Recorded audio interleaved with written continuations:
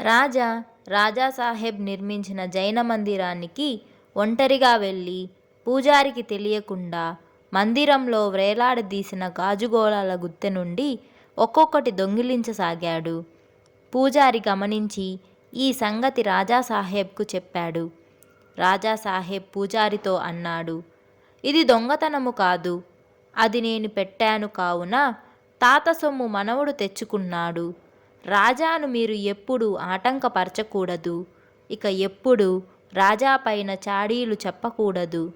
ఇదే మాట ఊరి వారందరికీ కూడా చెప్పాడు. రాజా చిలిపి చేష్టాల వల్ల మీకు ఏమైనా నష్టం కలిగితే అది నేను ఇస్తాను. పూజారి వెళ్ళిన తరువాత రాజా తాతను ముద్దు పెట్టుకొని అన్నాడు, మీకు ఇంత ఉదారత, సహనము ఉండకూడదు. నేను తప్పు చేశాను, శిక్ష ఇవ్వవలసిందే. రాజాసాహెబ్ అన్నాడు.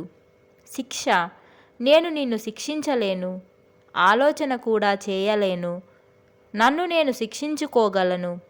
ఇతరులకు శిక్ష ఇవ్వడం హింస. అమ్మమ్మ గారాబము, తాత ఉదారత వల్ల రాజా స్వేచ్ఛ మరియు చిలిపి చేష్టాలు మరింత పెరిగాయి. రాజాసాహెబ్, రాణీమా, బూరా మరియు ఊరివారికి రాజా మహా చమత్కారి, మహాత్ముడని నమ్మకం. మనకు అనే వ్యక్తికి మహాత్ములపై మరియు చమత్కారాలపై చాలా విశ్వాసము. 5 రోజుల నుండి జ్వరం తగ్గనందున తన కొడుకును రాజా కాళ్ళ మీద వేసి కొడుకుకు ప్రసాదం ఇవ్వమని ప్రార్థించాడు. రాజా 4 చిరంజీ గింజలు ఇచ్చాడు. అవి తినగానే అతని జ్వరం తగ్గింది. మనకు ఈ సంగతి ఊరందరికీ చెప్పాడు. 2వ రోజు రాజాసాహెబ్ దుకాణం వద్ద రోగులు గుంపులు గుంపులుగా వచ్చి, నమస్కరిస్తాము రాజాబయ్యా, మీరు ప్రసాదం ఇవ్వండి. రాజా కోపంతో అన్నాడు, మీ మతి చెడిపోయిందా? నన్ను తాకితే ప్రసాదం ఇస్తే ఏమీయూ కాదు. పట్నం వెళ్ళి రోగ చికిత్స చేయించండి. ఏదో నేను ఊరకనే మనకు అడిగినందుకు 4 గింజలిచ్చాను. మనకు చేతులు జోడించి అన్నాడు. రాజాబయ్యా, వారడిగినట్లు చేస్తే వచ్చే నష్టమేముంది? ఇతరులకు లాభం కలుగుతుంది, పరోపకారం అవుతుంది. మీకెందుకు సంకోచం? రాజాసాహెబ్ కూడా అన్నాడు, మనకు సరిగానే చెప్పుచున్నాడు. నీ మూలాన వారి విశ్వాసం పనిచేస్తుంది. కానిమ్ము, నీకేమి నష్టము? రాజా అందరికీ చిరంజీ గింజలు ఇచ్చి, రోగికి నర్మదా నది నీళ్లు తాగించండి, స్వచ్ఛమైన గాలి వచ్చేటట్టు చూడండి, రోగము అదే తగ్గిపోతుంది అన్నాడు. ఊరి వారందరూ రాజాకు జేజేలు చేస్తూ వెళ్ళిపోయారు.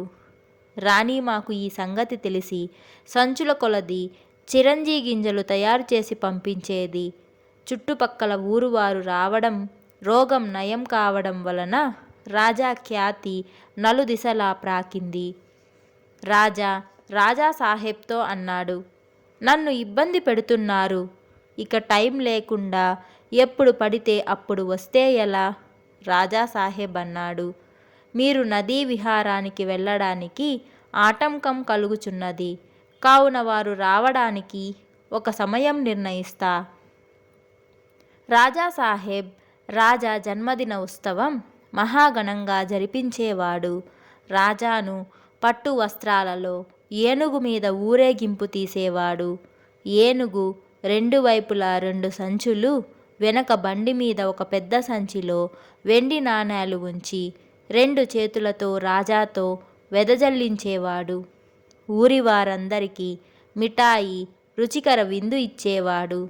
రాజా తల్లి, తండ్రి, తాత అందరూ వచ్చేవారు. 3 రోజులు పండుగ జరిగేది. రాజాసాహెబ్ నమోకార మంత్రం యొక్క అర్థం తెలిపేవాడు. అతడు విన్నది, తెలిసింది, అనుభవించింది రాజాకు చెప్పేవాడు.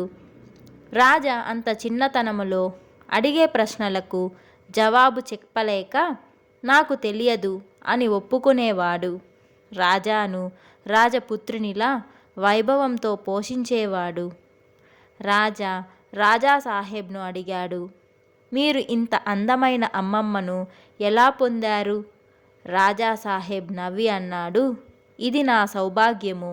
మీ అమ్మమ్మకు చతుర్పుర రాజాగారి సంబంధం కూడా వచ్చింది. ఆమె తండ్రి వరుణ్ నిర్ణయాధికారాన్ని ఆమెకే ఇచ్చాడు. ఆమె రాజును ఇష్టపడక నన్ను ఇష్టపడ్డది. ఎందుకో అది ఆమెనే అడుగు. రాజా నవ్వాడు. ఒక రాత్రి కుంభవర్షం కురుస్తున్నది. రాజాకు నిద్ర రానందున అమ్మమ్మ చెప్పే కథలు వింటున్నాడు. రాజా సాహెబ్ మంచం మీద కూర్చొని నమోకార మంత్రం జపిస్తున్నాడు. అర్ధరాత్రి దప్పుమని చప్పుడు అయ్యింది. రాజా సాహెబ్ ఎవరు అన్నాడు. రాణీమ అన్నది, ఎవరూ లేరు, మీరు పడుకోండి. అది మేఘాల చప్పుడు కావచ్చు. రాజా సాహెబ్ అన్నాడు, నీవు కథలు వినిపించడంలో ఉన్నావు. ఎవరో గోడ దుమికి గదిలో చక్కెర సంచుల వెనుక దాక్కున్నట్లు కనబడుతుంది. రాజా సాహెబ్ ఎల్లప్పుడూ తమలపాకు నములుచుండేవాడు. దొంగ దాక్కున్న చోట ఉమ్మివేశాడు. రెండవసారి కూడా తమలపాకు తిని ఉమ్మాడు. రాజా అన్నాడు, తాత, ఇది మంచి పని కాదు. అతడు దొంగ కావచ్చు, కానీ అతని మీద ఉమ్మివేయడం మంచి పని కాదు. అతన్ని బయటికి తీసి అతనితో పోట్లాడండి, లేదా ఉమ్మివేయడం మానండి. రాణీమ అన్నది, రాజా మాటకు జవాబు ఇవ్వరు. మీరు అతనితో పోట్లాడుటకు సిద్ధమా? రాజా అన్నాడు, మంచిది తాతయ్య, నేను అతన్ని బయటకు తీసి ఒక చెంపదెబ్బ వేసి ఇంటి నుండి బయటికి పంపుతాను. రాణీమ నిర్భయంగా గదిలోకి వెళ్ళి, బయటకు వెళ్ళు, లేదా కర్రతో తలపకలు కొడతాను అన్నది. దొంగ భయపడుతూ బయటకు వచ్చాడు. అతని బట్టల మీద ఉమ్మి ఉంది. అతడు జైన మందిర పూజారి. ఇతడే రాజా ప్రిజ్మీ దొంగలించాడు అని చెప్పాడు. మరియు ఒకరోజు రాజాకు చదువు చెప్పడానికి వచ్చి, మంచి పిల్లలు అబద్ధం చెప్పరు, ఎవరిని బాధ పెట్టకు, దొంగతనం చేయకు అని బోధించాడు. రాజా అన్నాడు, నీవు కేవలం దొంగవైతే క్షమించేవాణ్ణి.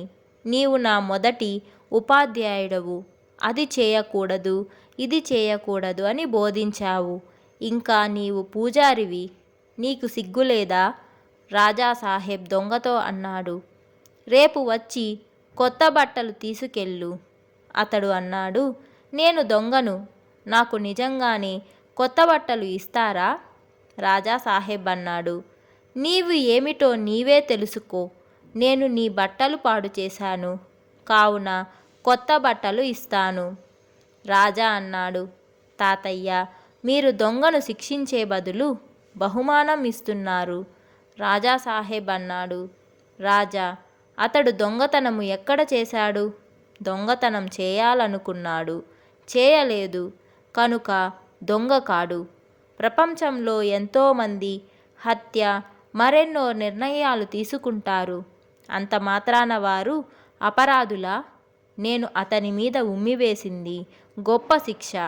దొంగతో అన్నాడు, నీకు ఏదైనా అవసరం ఉంటే నాతో అడగనుంటివి, నేను కాదంటానా? దొంగ వెళ్ళిన తరువాత అన్నాడు, రాజా, ఈ మాట ఎవ్వరితో అనకు. అతడు పట్టుబడి లజ్జితుడయ్యాడు.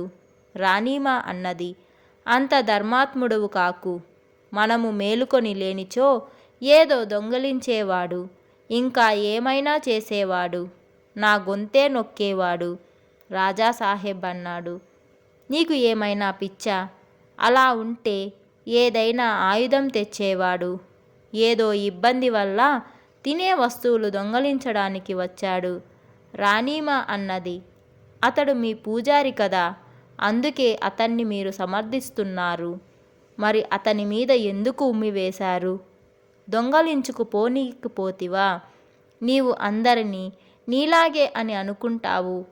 అతడు పూర్తిగా సిగ్గుమాలినవాడు. రేపు వచ్చి కొత్త బట్టలు తీసుకువెళ్ళుతాడు, మరియు డబ్బులు కూడా అడిగి తీసుకెళ్తాడు. రాజా సాహెబ్ నవ్వి అన్నాడు, తీసుకెళ్ళితే తీసుకెళ్ళనీగాక. నా వద్ద ఉన్నదంతా ఊరి వాళ్ళకే. నేనేమీ పొలంలో పనిచేయను. ఒకవేళ ఎవరైనా నా దగ్గర నుండి దొంగలించినా అది దొంగతనము కాదు, వాళ్ళ సొమ్మే వారు తీసుకెళ్తున్నారు. రాజా అన్నాడు, అలా అయితే అతని మీద ఎందుకు ఉమ్మారు? రాజా సాహెబ్ అన్నాడు. నేను అతనితో హేళాకోళం చేశాను. రాణీమా అన్నది. ఇక తాత మనవడు మిఠాయి తిని పడుకోండి.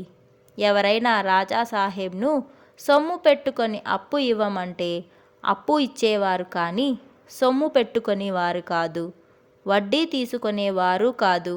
మీ వద్దకు డబ్బు వచ్చినప్పుడు ఇవ్వండి. మీ ఇష్టం లేనిచో లెక్కపత్రం వచ్చే జన్మలో చేసుకుందాము అని చెప్పేవారు. 100కి 99 మంది అప్పు తీర్చేవారు. వడ్డీ తీసుకోనందున కూరగాయలు, పండ్లు, పాలు, పెరుగు, నెయ్యి తెచ్చి ఇచ్చేవారు. మిఠాయి తిన్న తరువాత రాజా అన్నాడు, తాతయ్య, మంది ఎందుకు జన్మిస్తారు, ఎందుకు మరణిస్తారు? రాజా సాహెబ్ అన్నాడు, ఇప్పుడు ఇదంతా తెలుసుకునే అవసరమేముంది? ఇప్పుడు నీవు చిన్నవాడవు, పెద్దవాడవై తరువాత తెలుసుకుందువు గాని. రాజా అన్నాడు, నిన్న ఆ పిల్లోడు మరణించలేదా? నీవు రేపు నన్ను చూస్తావని ఏమి నమ్మక? రేపు నేను కూడా మరణించవచ్చు. రాణీమా రాజా నోరు మీద చేయి పెట్టి అన్నది. ఇలాంటి అశుభం పలకకూడదు. మా అందరి ఆయుష్ తీసుకొని జీవిస్తావు. రాజా అన్నాడు, అమ్మమ్మ, ఏది జరగాలో దానిని ఎవ్వరూ ఆపలేరు. నాకు తెలుసు, ఒకరోజు అందరూ మరణించవలసిందే. కానీ ఎంతమంది మరణిస్తారో అంతకంటే అధికంగా జన్మిస్తారు. జీవనము మృత్యువును జయిస్తుంది. తాతయ్య ఇది తప్పక చెప్పాల్సిందే. రాజా సాహెబ్ తన 2 చెవులు పట్టుకొని అన్నాడు, నీ మీద ఒట్టు, నాకు ఈ విషయంలో తెలియదు బిడ్డా. అమ్మమ్మ దీపం ఆర్పగానే అందరూ నిద్రపోయారు. దీనికి కంటిన్యూషన్ నెక్స్ట్ వీడియోలో వస్తుంది. సో ఈ వీడియో మీకు నచ్చినట్లయితే తప్పకుండా లైక్ చేయండి. అలాగే మీరు నా ఛానల్ని ఇంకా సబ్స్క్రైబ్ చేసుకోకపోతే వెంటనే సబ్స్క్రైబ్ చేసుకోండి. ఇంకొక ఇంట్రెస్టింగ్ వీడియోతో మళ్ళీ మీ ముందుకు వస్తాను. అంతవరకు take care and bye bye.